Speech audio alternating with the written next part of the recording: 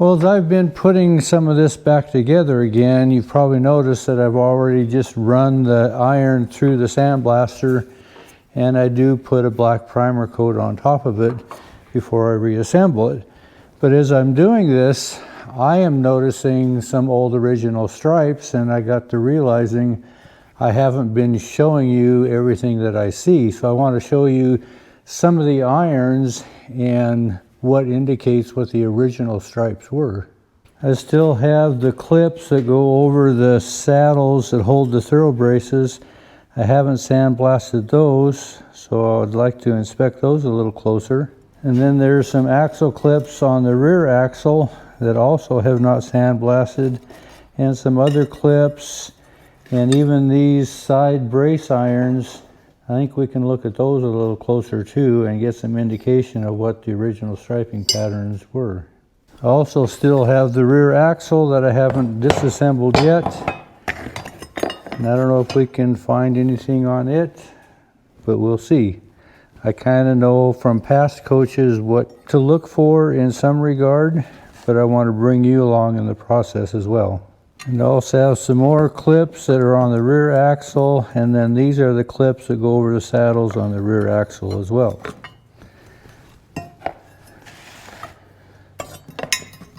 So I've got a Scotch-Brite pad and just a little water here, and I'd like to kind of lightly remove some of the dirt and see if we can't see some of this original striping.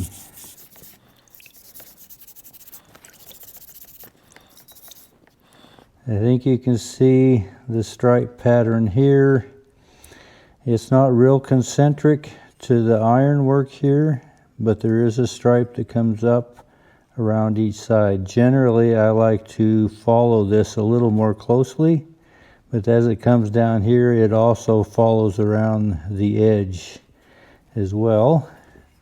I don't know if we can find that on the other side.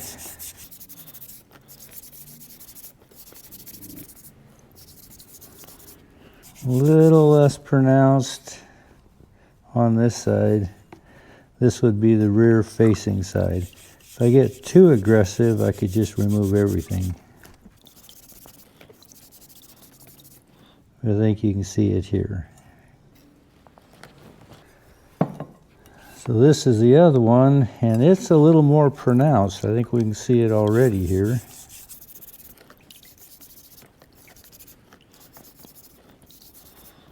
You can see the stripes along the edge and the stripe that comes up around the iron here where the center clip bolts are. So that's the striping pattern on the main heavy clips on the rear axle.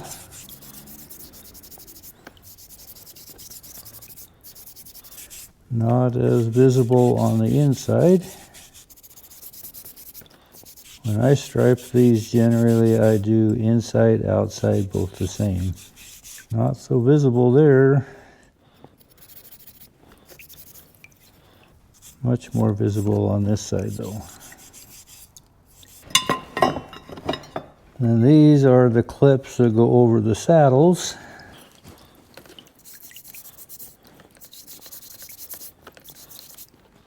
And you can see the heavy stripe here. Almost seems to fade out. In the past, ones that I have seen, this actually will go across the bottom and up and over the top. And this one, we can see that it's also on both sides.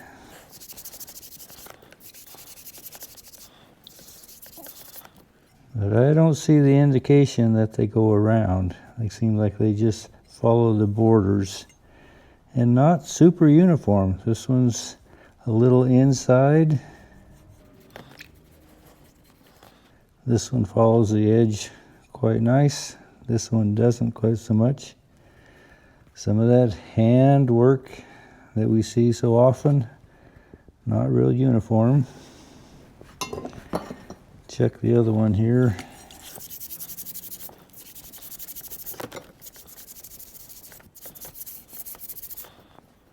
Comes down, seems to end right there. It doesn't come around the bottom. That's what I've generally done on most of these coaches. This one doesn't seem to be that way.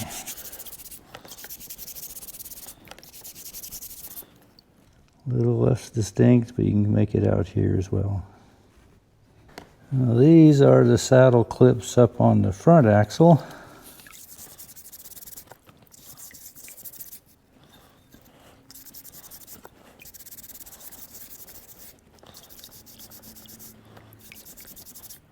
Don't see much of a stripe on that one.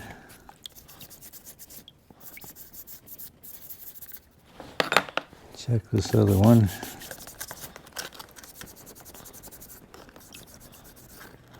Almost make it out right there. Not clear and obvious though. I'm guessing there, but that's just a guess, just from past experience. And we have some other clips on the rear axle.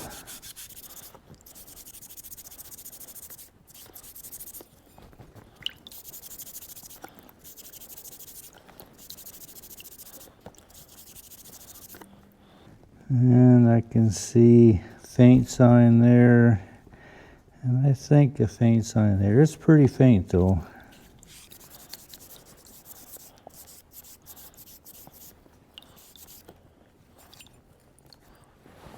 We get into the side braces though. Here we can see there's a stripe there between the two bolts. This is the portion that bolts to the reach. You can see a stripe there, kind of free-handed, not real uniform.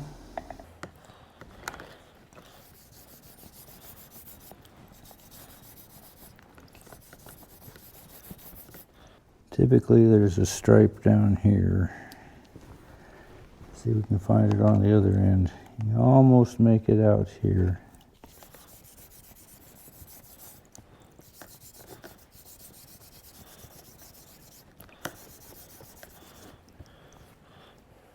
There we are. So this is what bolts to the rear reach cap. This would be the top. You can see the stripe there would come down to the reach cap.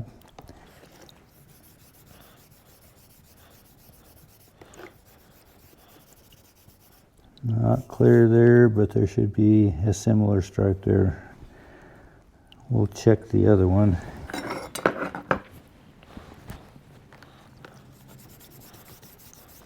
Yeah, you can make it out there.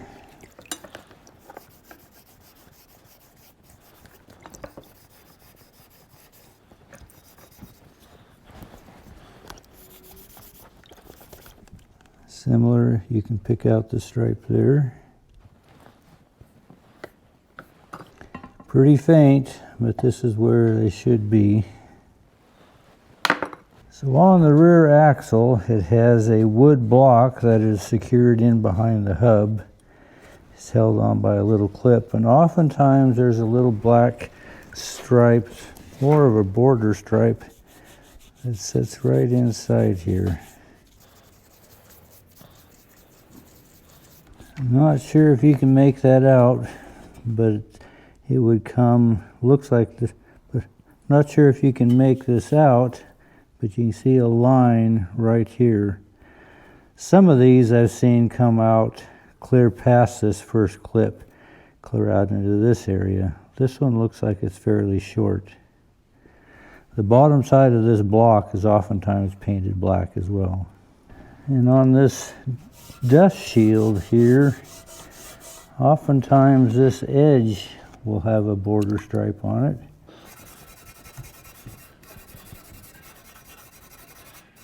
A little tough to tell on this one. It's pretty tough shape.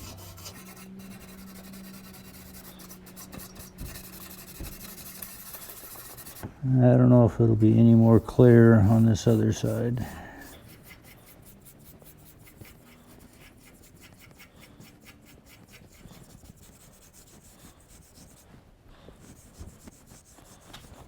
Now here you can see a stripe here.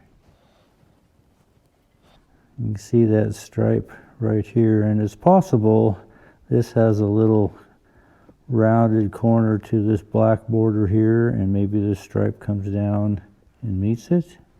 So this would be a stripe that would follow the top of the axle, comes in to where this would all be black, and then oftentimes the bottom half of this is black and the top half is the original yellow.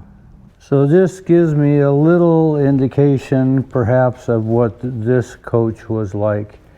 Now that's one thing that I've come to realize over the years. I've had coaches come in that were in far better condition than this one and have given me indications of really clear striping. And that's what's kind of been implanted in my head as how it was done as a rule. But when these were built, there were different blacksmiths. There was a McDonald, there was a Chesney, some others that stamped their names into the blacksmith work, and it is the same way with the striping and trimming, what we call upholstery. Different individuals did these over the course of 25, 30 years that these were built, so they have all their little different signatures to the different artisans that did it. So it's one thing when you get into this type of work, the vocabulary that is dangerous to use is never and always. It very seldom ever is never and always. There are oftentimes, most times, little variations because there were different individuals involved. So I have this pattern that's kind of imprinted in my head. This might influence some. I'll use this video actually as a reminder of some of these things.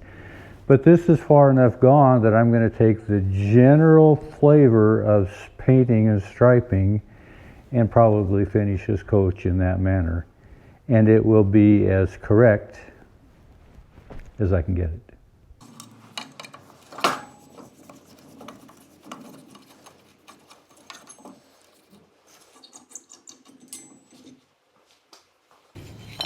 So this gets the bulk of the rest of the iron sandblasted, and there's some other details that showed up. These saddles are pretty bent up. I need to get those straightened out. But these clips I've noticed have been made in two different fashions. These are the clips that go over the front saddles, and they are an 1/8 inch flat strap, and you can see that they've been rolled to make the bolts on the end on both sides. Not very finely finished, but they look nice from the outside. Interesting to watch their style of blacksmithing. And then these square cornered clips, they go on the outside ends of the rear axle, and they are also rolled and swaged into a bolt on both ends. Then these are the clips that go over the saddles on the rear axle, and you can see they are rolled and swaged into a bolt as well.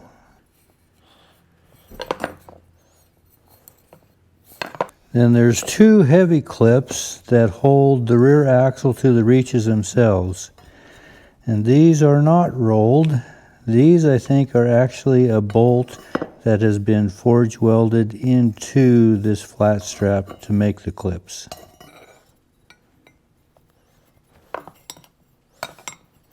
They took a lot of abuse getting them out.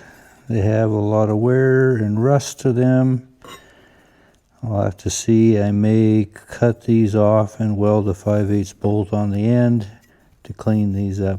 We'll see when we get to there.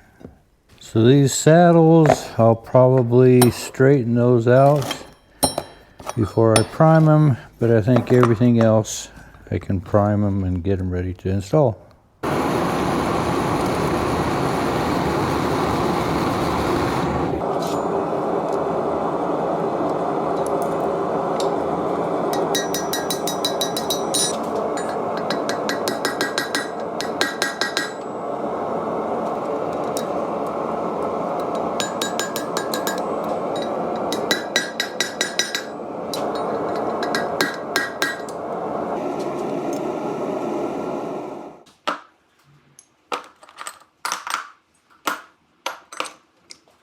So in order to get this wood axle cap off of the axle, I need to remove these wood blocks that hold the dust shield, but there's a lag bolt that goes through this wood here into the axle.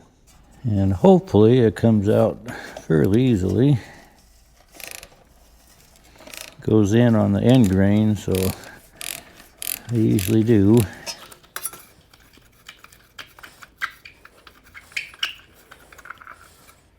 So this wood circular block is captured between the inside collar on the axle and the axle cap itself. So we still can't get it off, but usually these are split and put on in two pieces. And these shields are put on with little brads. Let's see if I can't get those out.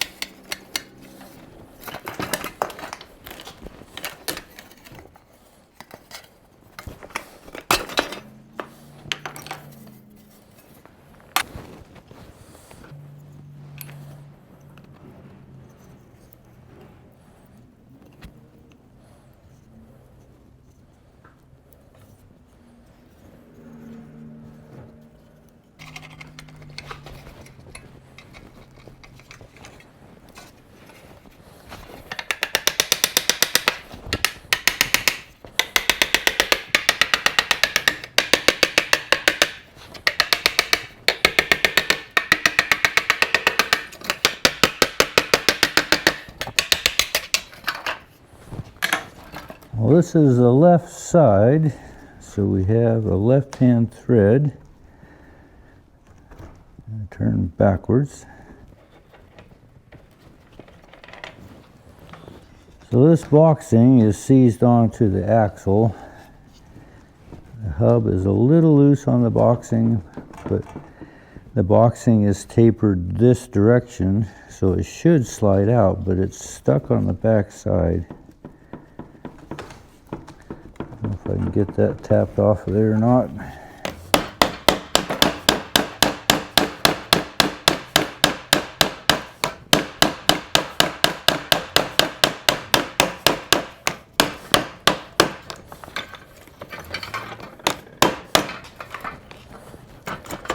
So far, I'm just sliding the axle cap away from the collar and the hub.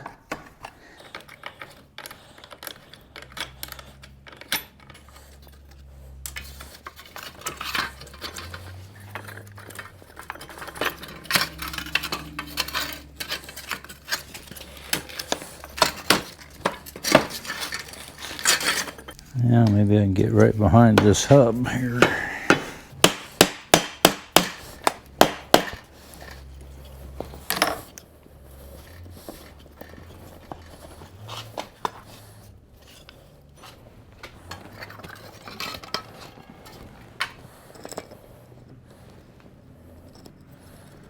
You can see this is kind of a Chinese puzzle. How do we get the axle cap on? And it slides underneath here. The collar's on the back side. I say generally these are split. The ones I've seen in the past, they put them on in two sections and they would drill and dowel through the joint to hold that together.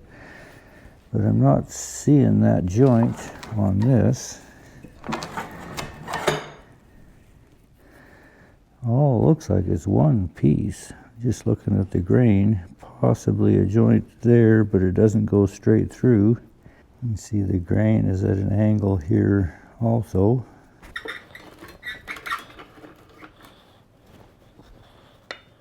So there is another alternative that they might have done in these later years. These collars are pressed on.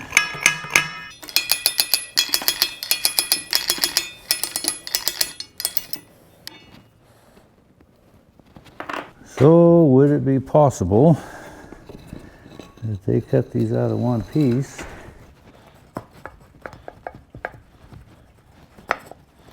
Yeah, I couldn't do a clear across because this axle actually is tapered, and in the process of tapering it, that they swelled it out.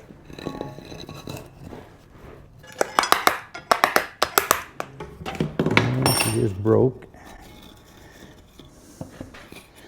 But it didn't break on a joint, it broke on the grain. But this would allow this piece to put on in one piece, slide it on, and then perhaps put the collar on afterwards. So if that were the case with the swelled axle, you could do it from both directions. But in this case, I can't take the collar off because the boxing is seized onto the spindle.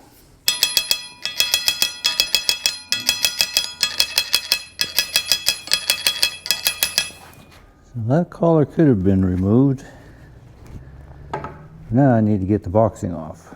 And when I did all these rusted, seized up parts on the manure spreader, you know, I tried a lot of different things, a lot of things that you folks had suggested. The bottom line, as you all know, my go-to is heat.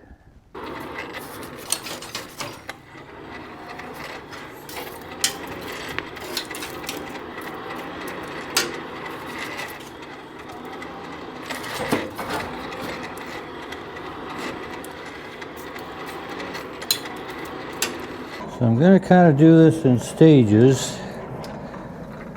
I've made one revolution to heat it on all four sides according to the axle.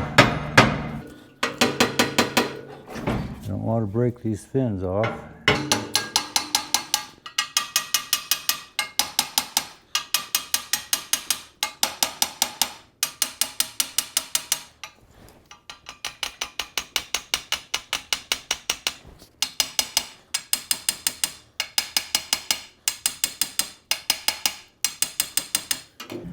Nothing yet, so I'll heat it up a little more.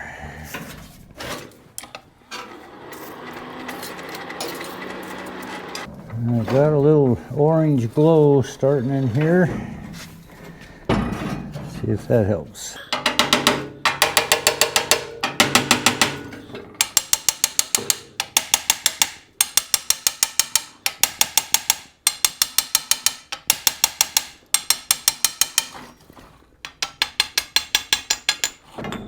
That's what we needed. I'll just let that cool naturally so we don't change any of the tempering in it. So I suppose I could have put it in my propane forge, or perhaps use my Rosebud, which I also run off of propane.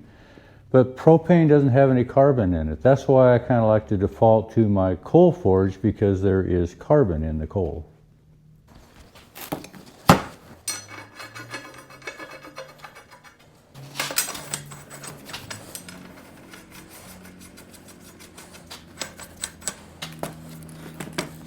So on the left side, you can see it's stamped steel, which is kind of a duh. Then a number 3L for left-hand side. And on the right-hand side, there's an R4, also stamped steel. But back to the left-hand side, this would be the side where the axle cap would be. You can see some numbers here. But you can see here to the right, there's the 5 and a 7. And I'm thinking this is probably the 9. This is probably the serial number, and this has had enough rust and decay on it, but it should be 26957. The only really clear part is the 57. But again, one of the little places that you typically look for serial numbers on these Yellowstone Park coaches, and one of them here is on the axle. And another place, sometimes I'll find that number is stamped into the end grain on the outside end of the hubs. But we have so much decay in this hub, and the only one that's left, that number is not going to be visible. Well, this whole process has benefit to me. It allows me to verify what I've thought the striping patterns were in the past, and there's a few things that I think maybe have changed over time that have shown up in this one.